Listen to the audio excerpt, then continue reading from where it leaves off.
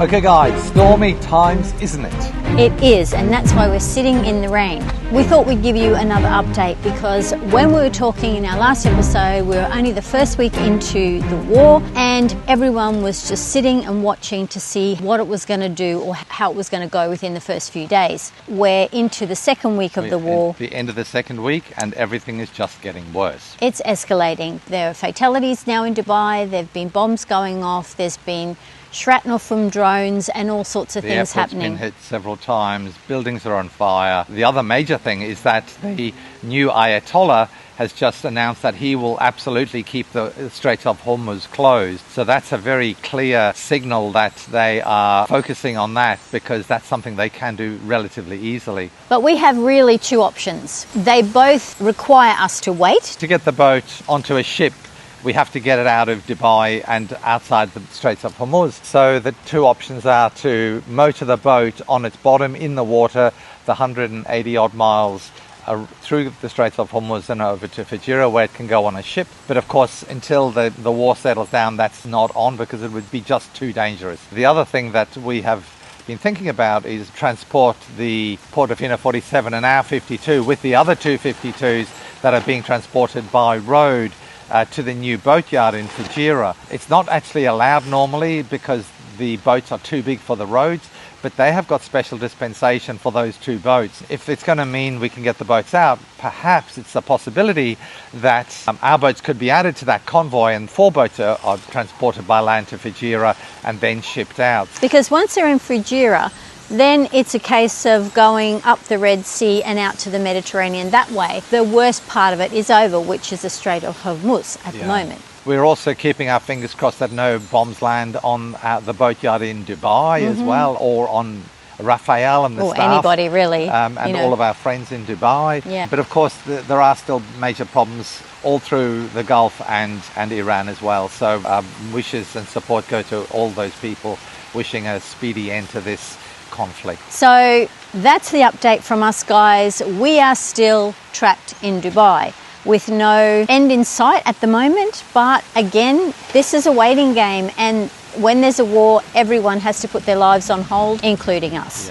But we thought we'd give you an update, let you know that we're still trying to, think of ingenious ways around it and what can we do. But there's still lots of work being done on the Portofino, and we will keep you updated with that. So we're going to move to show you lots more interesting and wonderful stuff that's happening and being done. So we're going to share all that new development of the Portofino 52 and the 47 with you right now.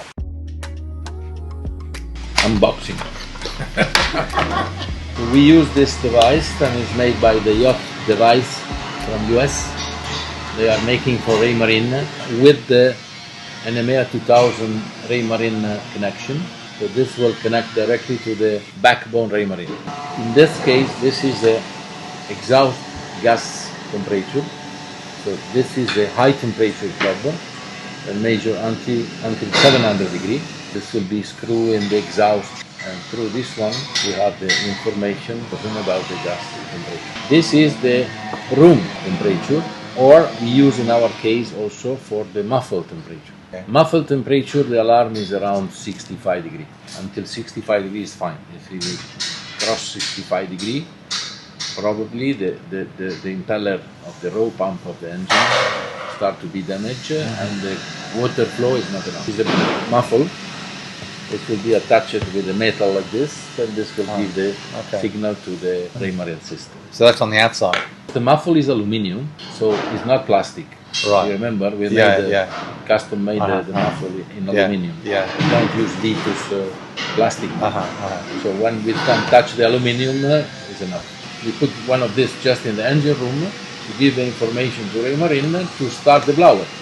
When the engine room temperature increase, the blower need to run. So this will run automatically thanks to the signal of this block. What we have here, we have the situation of our engine room, the temperature, engine room temperature, actual temperature. If you push setup on up and down, you can set up the threshold of the temperature, then the blower will start. You are in Caribbean with 30 degrees outside, you set up maybe 35, 40. You are in a cold place, you can set up even 25, 27. You can decide at which temperature the blower have to start. When the temperature will come down the threshold, the blower will stop automatically. It will do the work himself. You can also on and off manually. I want the blower on. Why? I'm changing the oil of the engine and it's a little bit hot. Downstairs we have exhaust temperature.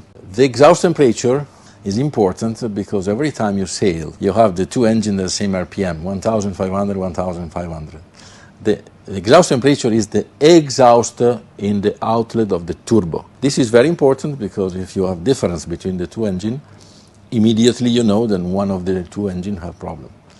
So the exhaust temperature can increase if there is some problem with the ignition. The electronics ignition rail can have some injector that is not properly calibrated, so the system injects more diesel than what is required. More diesel is temperature higher.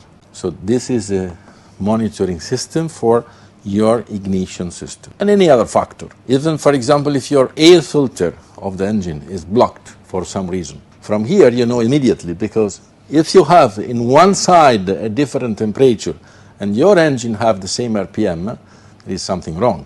This is a muffler temperature. Now we are going to explain why we have a muffler temperature and we have exhaust temperature. We have two temperatures there. The muffler temperature need to be maximum 60, 61, 62 is the box of the muffler, the external temperature of the muffler.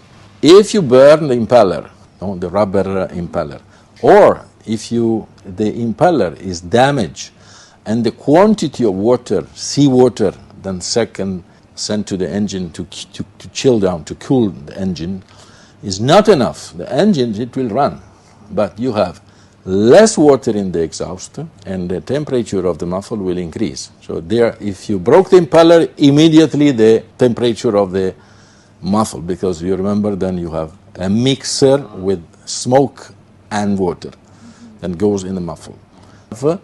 Monitoring of the exhaust temperature and monitor of the muffler temperature with the relative alarm. Useful to have this monitoring because you sleep better if you know that all your system is running perfectly. So guys, if you want to keep up to date with what's happening next, whether she ships next week or next month, hit that subscribe and turn on the notifications. Because when this boat finally hits the water, you'll see it first. The next thing was dive tanks and VCDs and weight. In order for Al and you. Yeah, for okay. Al. But then our question is, what about things like VCDs? Do we buy them here in Dubai, or do we wait till we go to Italy and have to pay VAT? Is it cheaper here, or is it cheaper? I think it's cheaper in Italy, and you find much more. 50% of the manufacturer are in Italy. Oh yeah.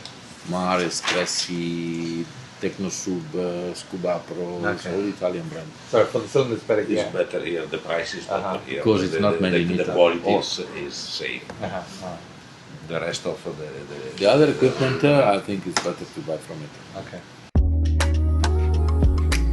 The manual I was talking about is something like this. And explain exactly how everything is made and procedure and torque, picture, drawing, explanation. But this is not the owner manual. This is the technical manual of the boat. And we like to make we start already to collect drawing. We would like to produce a lot of literature about all the systems. Take a lot of time to do. I know We it need does. first to do the installation of the things. Yeah, After we can take a Yeah. picture. See, here is showing which kind of spanner you need. Open this cap. See, take care on these cuts on the clamp and the internal bush are aligned. Everything is explained here okay. with picture and drawing. Do we have a rubbing strake? This one on the 47. This is amazing. It's a super one. Super because it's PVC. Can't believe how much it cost to us, this one. But that was I say whatever it cost me to be like this. Where you have the angle here, we put this one here, this PVC like this, and the stainless steel here. You have PVC with the shape like this. And here is a little bit longer because we have the angle of the boat. This is the corner. No? This is fixed exactly in this position. Inside here, you have stainless steel frame with the solid rubber inside, very strong rubber inside. So the stainless steel is thin, just maybe 1 or 1.5 millimeter stainless steel, with inside full of rubber. Okay. And then, here there is an attachment like this, more or less, Sure. like this, and you press inside without screw. From the bow to the stern, there are 2 screws, one in the beginning, one in the end, Okay. and it's fixed with glue. Not happy, we have this stainless steel is 3 meters each. Then you have to join with some cover, the welding together. So it's one piece of stainless steel, 15 meters long. 2 screws, one in the front, one in the back, with the cover. In the back you have this cover like this with 1 screw, and in the front same. Believe me, it cost a fortune, but I don't want to save money on this. This is so important. Save the boat. Also, when you put the fender there, you don't have the line on the paint. The trouble we have with this, to glue it without screw and to welding together, you cannot do it. But the final result is unique. There is nothing like this in the market. They want to know how we made it. And you're not telling them? No. Absolutely. We send them the picture and the video, and they say, "How you made it?" That is my problem. If you want to know, you have to pay. Or give me one free, I will give you how to make it. This is a different type, but the stainless steel is the same. You see the rubber inside? It's not normal rubber. This is super hard and nice polish it. The one you have on the boat is similar to this, but bigger. Right. That one have this system, then you push in, and it will never come out. That's fantastic. Yes. Nothing normal with us. No. There is nothing normal. Now there are a number of ways of sorting out your anchor counters. Obviously you can do the electronic one, and we are getting an electronic anchor counter, but they also break down very frequently. Unfortunately, it's the reality of life. And then the other ways is to mark your chain itself. We were using a cable ties. I wouldn't recommend that, but that is a simple, quick way. But the cable ties always fall off through the season, so by the end of the season, half of them aren't there anymore. So we always put on two points at each level, so we could see the length of the chain that was out most of the time. Obviously, you can also paint sections of your anchor, which it also gets dirty and paint grinds off with use. And then you have these plastic fittings that you put into your anchor, so at every different length, you know, they're suggesting at 5 meters you have yellow, then 10 meters blue, 15 meters green, 20 meters purple. These particular ones are special because the usual plastic ones you just push in with your hands and they click in, but the problem with those is because the chain is bending over itself and twisting a lot, those plastic markers just ping out. These ones, Anchorite, have actually got, you can see in the middle there's a little screw hole, and this comes with screws, so these are actually screwed in and are meant to not fall out, or certainly not fall out as easily, and last a lot longer time. So this is what we're going to have, as well as the electronic anchor counter. And what did you say? I said, and no, we weren't sponsored by these guys. We just like them. And we will test them out, but they do look really good.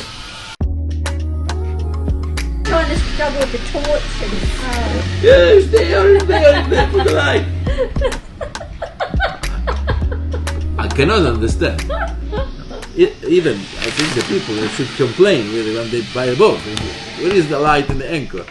Ah no, sorry, we don't have it. Ah no, I want the light. So 1, 2, 3, 4, 5, 100, one day maybe they say, okay, put the light there. But no one here made it. I never seen a boat with a light there. no. That's strange, eh? So of course Portofino has solved this by providing lights in their boats. Here you can see the 4 LED lights and the inspection hatch in the underneath of the longeron, just in front of where the anchor comes out. The amazing thing about this is that the lights automatically come on when you activate the anchor windlass, and they stay on for 30 seconds after you stop. This eliminates having to fiddle with switches, but it also means that the lights will never be left on by accident. Again, Portofino has thought about everything. Just amazing. So guys, I hope you've enjoyed the video and crossing your fingers and crossing your toes just like we are, but this is life, isn't it? This is the reality of life. Tune in next week because it could be a completely different ball game next week. Hope it'll be a good one. Okay, all the best guys.